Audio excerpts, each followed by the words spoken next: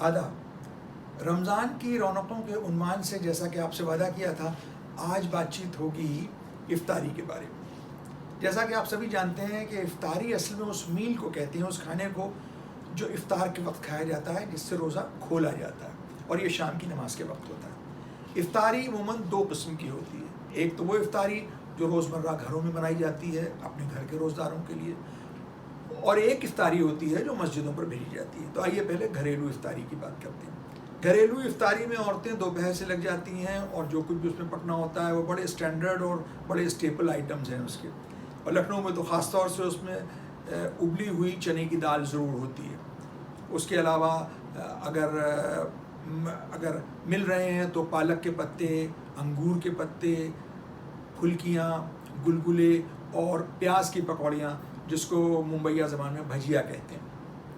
اور گرمیوں میں روح افزا کا شربت جو ہے وہ افطاری کی دسترخوان کی جان ہوتا ہے۔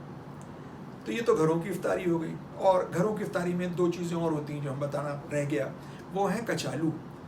اگر موسم میں امرود ہے تو امرود کے کچالو ضرور ہوتے ہیں، اور اگر نہیں ہے تو کیلے کے کچالو تو ضرور ہوتے ہیں، یعنی فروٹ چاٹ قسم کی چیز بنائی جاتی ہے۔ اب آئیے بات کرتے ہیں مسجدوں میں جانے والی افطاری کی۔ جیسا کہ میں نے عرض کیا کہ یہ ایکسٹینڈڈ ورژن ہوتا ہے اسی افطاری کا، تو اس کی تیاری میں بھی زیادہ وقت لگتا ہے۔ اب اگر 100 لوگوں کے لیے پیاز کی پکوڑیاں بننی ہیں تو پوری جھوا بھر پیاز اس کے لیے کاٹی جائے گی، اس لیے صبح سے لوگوں کا ایک انتظام کا سلسلہ شروع ہو جاتا ہے۔ گھر کی عورتیں تو لگتی ہیں، گھر کے ہیلپرز بھی ہوتے ہیں اس میں، اڑوس پڑوس کے لوگ بھی، اور جو رشتہ دار ہیں وہ بھی اس میں مدد کرتے ہیں۔ یہ سارا سامان خان اور کشتی، خان کہتے ہیں گول قسم کی لکڑی کی ایک ٹرے ہوتی ہے، اس میں سامان رکھا جاتا ہے، اس پہ جو جس کپڑے سے اس کو ڈھکتے ہیں اس کو کہتے ہیں خان پوش۔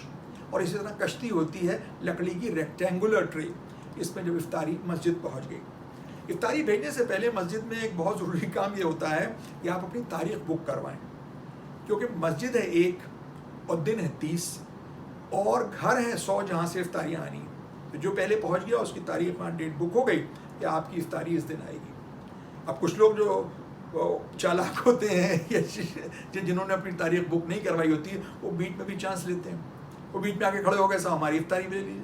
تو وہاں جو منتظم ہوتے ہیں اس وقت، جو انتظام کرنے والے ہوتے ہیں، بہت ہی امپورٹنٹ ہو جاتے ہیں، بہت ہی پرائسی ہوتے ہیں، اور وہ خلیفہ ہو جاتے ہیں۔ ان کے 3-4 محلے کے لڑکے ٹوپیاں لگائے ہوئے ان کے اسسٹنٹ ہوتے ہیں، اور جو بیچ میں آ گیا انہوں نے کہا ابھی آپ رکے رہیے، جس کا نمبر ہے پہلے اس کی افطاری لے لیں۔ اب وہ بیچارہ کھڑا ہوا ہے۔ اب اگر کوئی چھوٹا لڑکا لے کے آ گیا، لڑکا والا لے کے افطاری اسی طرح سے آؤٹ آف ٹرن آ گیا، تو اس کو ڈانٹ بھی دیتے ہیں کہ بہت جلدی ہے تو دوسری مسجد میں چلے جاؤ، اور اپنی اماں سے کہو جلدی بھیجا کریں، یہ نہیں کہ اذان میں 5 منٹ رہ گئے اور اب بھیج رہی ہیں افطاری، بھائی رتی رکھی، اس کا کیا ہوگا؟ اور اس میں وہ کہتے بھی جا رہے ہیں کہ دیکھو بھائی دال زیادہ ہو گئی ہے، مٹھی کھول کے ڈالو، ہاں بھائی ذرا سے رتب یعنی ڈیٹ تھوڑی سی کم ہے، 2 ہی 2 رکھو، اور دیکھو آلو کے کچالو الگ رکھو اور اس کے کیلے کے کچالو الگ رکھو، کہیں میٹھا اور نمکین مل نہ جائے، سب گجر بھتہ بن جائے۔ کہاں ہم کو جائے گا کہ ہم نے انتظام کیا۔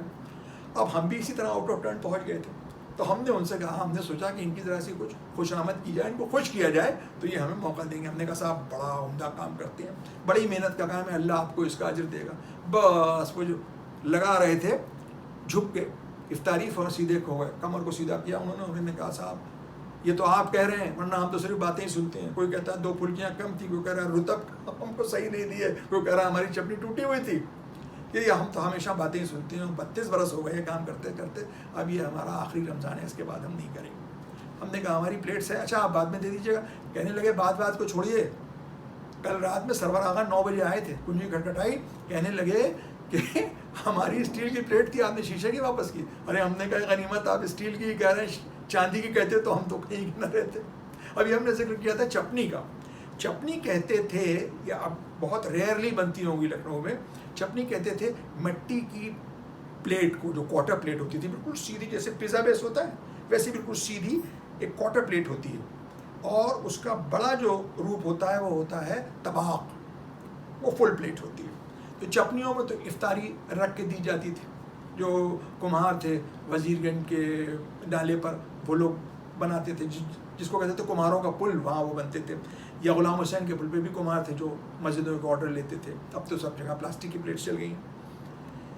اور طباق میں اگر کبھی کوئی افطاری مل گئی اور افطاری میں طباق کا استعمال کم تھا، محرم کی مجلسوں میں بہت ہوتا تھا، خاص طور سے پلاؤ، بریانی کو لکھنؤ میں پلاؤ کہتے ہیں عام طور پہ، وہ اگر اس میں رکھ کے دے دی گئی تو اس کو کھانا بڑا مشکل ہوتا تھا، کیونکہ وہ مٹی کا برتن ہوتا تھا، طباق مٹی کا ہوتا تھا، وہ سارا جو گھی تھا وہ سوکھ لیتا تھا، اور وہ اتنا سوکھا پلاؤ ہوتا تھا کہ اتنا حلق میں پھنستا تھا کہ ہر نوالے کے بعد آپ کو 2 گھونٹ پانی پینا پڑتا تھا۔ اور یہاں پہ ایک بڑی ہمیں کچھ مزاحیہ سی بات بھی یاد آ گئی، وہ یوں کہ ہمارے والد لکھنؤ کی ریزیڈنسی کی مسجد میں افطاری کیا کرتے تھے۔ ریزیڈنسی کی مسجد، وہ ریزیڈنسی کے جو کھنڈرات ہیں اسی میں ہے جہاں 1857 کی لڑائی ہوئی تھی، لوگ کم جاتے ہیں، اور بیابان میں ایک مسجد ہے، اس لیے لہٰذا لوگ یہ بھی کہتے ہیں کہ وہاں جنات ہوتے ہیں۔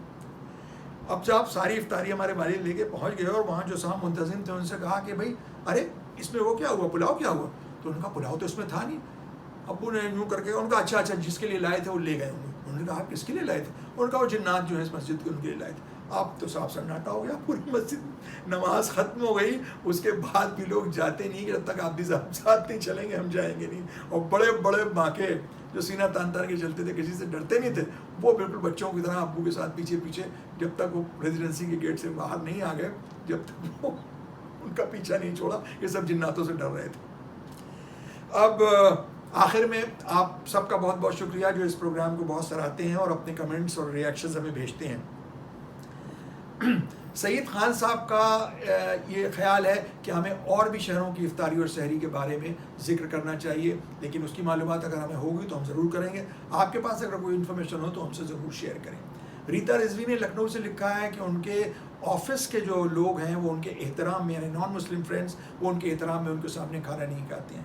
ضیاء احمد خان صاحب نے بھی لکھنؤ سے یہ لکھا ہے کہ ان کے گھر کے پاس ایک ہوٹل ہے، روز ہوٹل، جس کے پردے گرا دیے جاتے ہیں رمضان میں احترام کے لیے، تاکہ لوگوں کو کھاتے پیتے ہوئے دیکھ نہ پائیں۔ منجولا نارنگ نے بہت تعریف کی ہے اس پروگرام کے فارمیٹ کی اور انفارمیشن کی۔ منجولا بہت بہت شکریہ آپ کا۔ کنیکا سدانند ہماری دوست ہیں، ایک فلم ایکٹریس ہیں، آپ ان کو جانتے ہوں گے، انہوں نے بھی اس کے فارمیٹ کی بہت تعریف کی ہے۔ کنیکا آپ کا بھی بہت بہت شکریہ۔